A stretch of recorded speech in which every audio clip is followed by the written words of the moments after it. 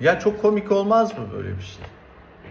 Sen mülakata hazırlanacaksın. Hazırda zaten ezberde sorular var. Hep çıkan sorular var. Bunlara güzel senaryolar hazırlayacaksın. Hayata dair örnekler, anılar hazırlayacaksın. Bunları önden pişireceksin.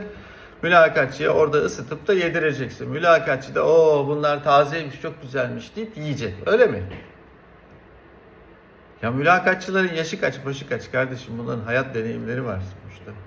O insanlar psikolog ya da İK'cı olmasa dahi sonuçta bunları yemezler.